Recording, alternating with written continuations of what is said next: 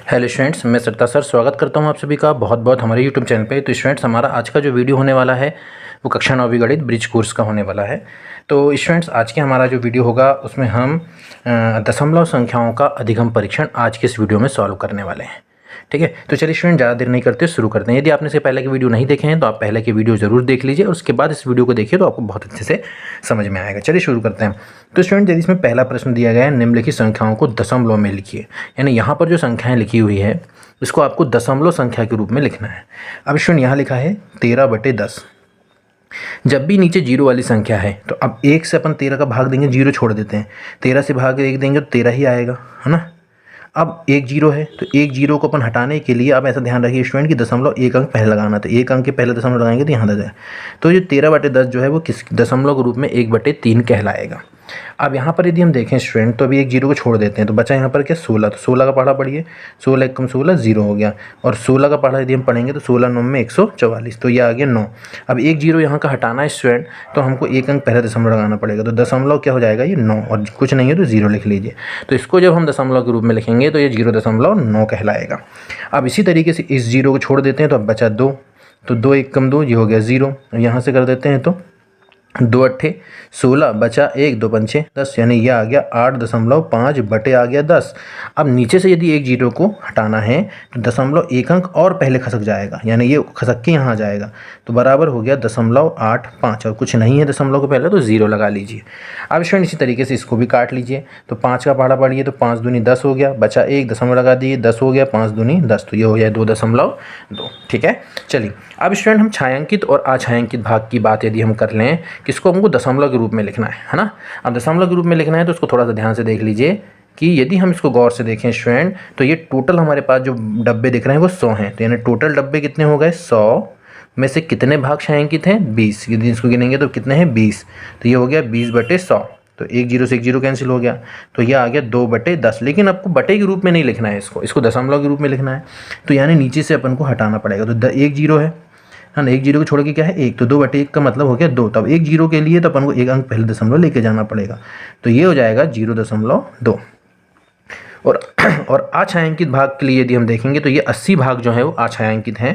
तो ये हो जाएगा 80/100, और 80/100 को हम देखेंगे तो नीचे 8/10 आया, और 8/10 का मतलब होता है 0.8। तो ये अछायांकित भाग कहलाएगा।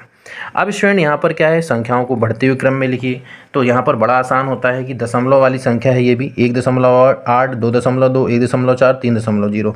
तो सारी संख्या जो है वो 2 अंक की है और एक अंक पहले दशमलव है। तो आपको सिंपल सा देख लेना है कि बढ़ते क्रम में तो सबसे छोटी संख्या क्या दिखेगी इसमें, एक बढ़ते क्रम में लिखना तो सबसे छोटा है 1.4, फिर उससे बड़ा हो जाएगा 1.8, फिर उससे बड़ा हो जाएगा 2.2, फिर उससे बड़ा हो जाएगा 3.0। तो ये हो गया बढ़ते क्रम में। इसी तरीके से यदि हम इसको देखें तो सबसे छोटा हो जाएगा 1.5, फिर उससे बड़ा हो जाएगा 1.9, फिर उससे बड़ा हो जाएगा 6.7, फिर उससे बड़ा हो जाएगा 7.6। तो ये हमने इसको बढ़ते हुए क्रम में जमा दिया।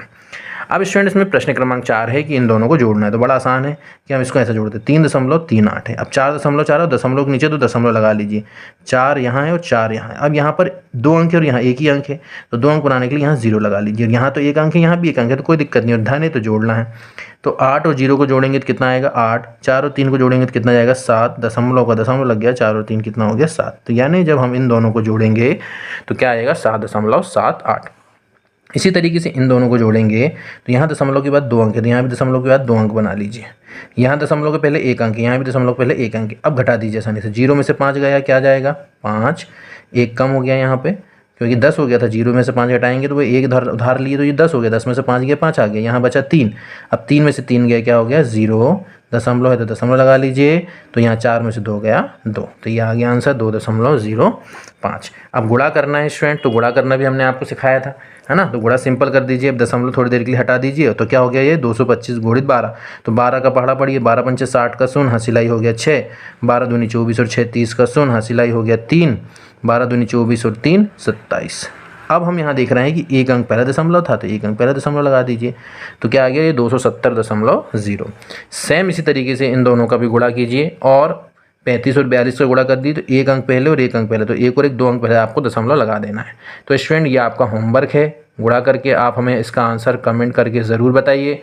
यदि आपको हमारा वीडियो अच्छा लगा हो स्टूडेंट तो वीडियो को लाइक कीजिए, चैनल को सब्सक्राइब कीजिए और दोस्तों के साथ शेयर कीजिए। और कोई डाउट आए तो हमें कमेंट्स करके ज़रूर बताएं, और वीडियो अच्छा लगे तो भी आप ज़रूर हमें कमेंट्स करें और इसका आंसर भी आप हमें कमेंट्स करके ज़रूर बताइए। चलिए स्टूडेंट, तो आज के इस वीडियो को हम यहीं समाप्त करते हैं, फिर मिलेंगे अगली वीडियो में। तब तक के लिए धन्यवाद। जय हिंद।